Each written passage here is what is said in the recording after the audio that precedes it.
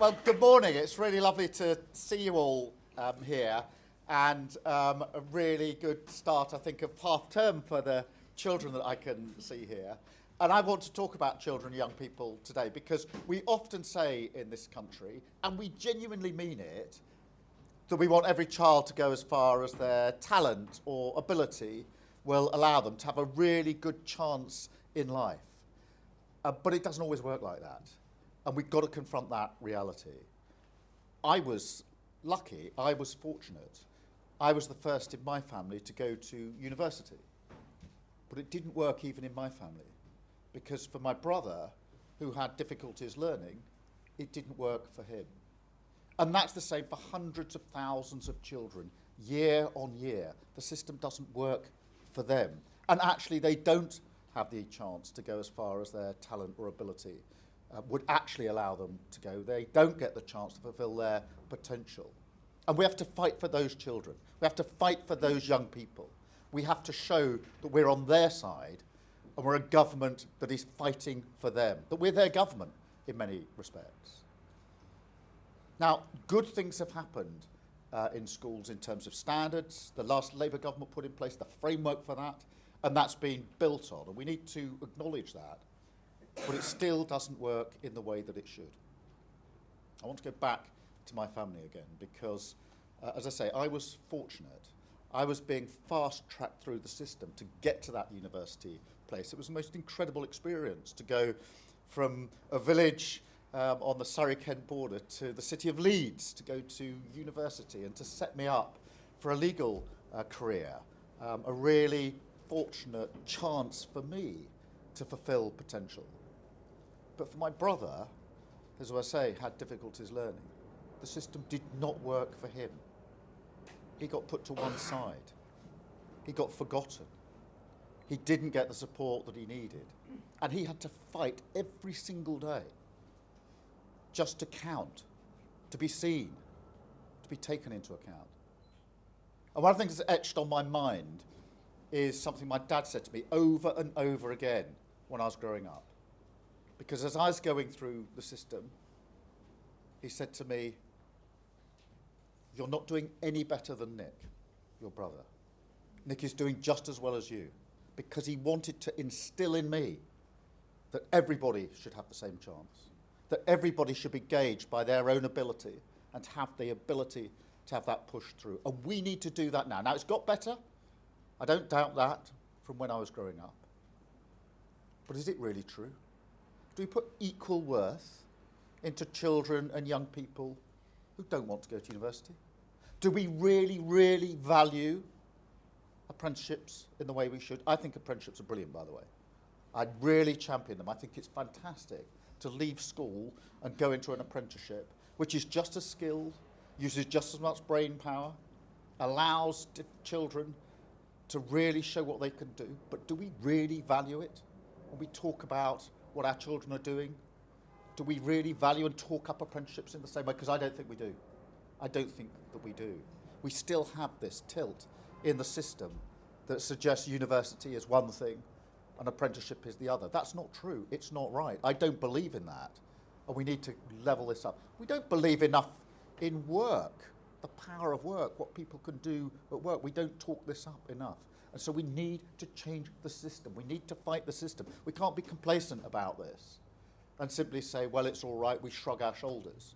We've got to fight, fight, fight for the children and young people who need our assistance to make sure they can go as far as their potential and their talent and their ability would take them. So we're fighting for them. And we're about to do a white paper, which is where governments get to set out their proposals about how we make education more inclusive so that every child gets that chance, whatever their background and whatever their ability, they get that chance to go as far as they can on their own abilities and their own talents. So that's what we're pushing forward.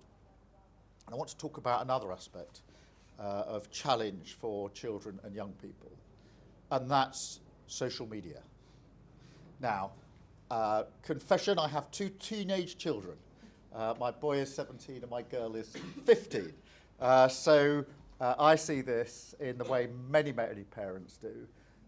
with a real sense of concern about the time that's spent on social media, the content that's available on social media, the addictive nature of a lot of what's happening on social media, the way it draws children in and takes away other aspects of their growing up because it's all online, it's all on their phones or their screens in front of them. I don't think there's a parent in the country who isn't worried about this, by the way. I really don't. Everybody's worried. And they feel, how am I supposed to police this on my own as a parent? And it's very, very difficult. And we as a government need to be up there alongside parents, providing leadership and support for them when it comes to social media. And we will. Now, we've already announced that we're going to do a consultation on banning social media for under-16s. And that will start very soon. But I'm really clear, the status quo, things as they are now, is not good enough. Nobody can make the argument that things can be left as they are. They can't, they're not protective of children, and we intend to act. But what we're doing now is taking the powers available to make sure at the end of that consultation we can move really fast. Because what can happen with governments, you saw it with the last government, we had an Online Safety Act, which is good because it restricts what's available online. The trouble is it took 8 years from the original idea to get to an outcome. We can't have 8 years when it comes to social media and whether we ban it or massive restrictions in place. So we've taken the powers now, we're taking the powers to make sure we can act within months, not years. We also need to act very quickly, not just on the age concern, but on the devices and applications that mean the sort of auto-scrolling, the constant gluing to the machine, that you can never stop scrolling and it just encourages you, or that one thing follows from another. We have to break that habit to stop the addictive nature. We also need to do with AI bots. This is something relatively new, and we saw with Grok. Did you see the thing with Grok just the other week? An AI bot that allowed you to instruct it to undress people. And it did. It was disgusting. Absolutely disgusting. And we went into battle on that because I thought this is not good enough. We went into battle, we made the necessary steps, we threatened action, and we won that battle in relation to Grok, but we've got to do it with all AI bots, and we will do it. And we can do that by amending some of the legislation that we've already got in place. So that is where we're going with this. That is what we need to do. The status quo is not good enough. We need to protect our children, and this government is making protecting our children a number one priority. So whatever is necessary in relation to social media, we will take those steps because it's been talked about for a long time. As I say, there's not a single parent in the country who isn't really worried about this, and many more besides. But we can't just wait and take years and years and years. We need to act very quickly, and that's what we're intending to do. So I wanted to share that with you. We're going to now take some questions from some of you. Then I'm going to take some questions from the media, and then we're going to have a cup of tea, which will be very nice. So anybody got a question?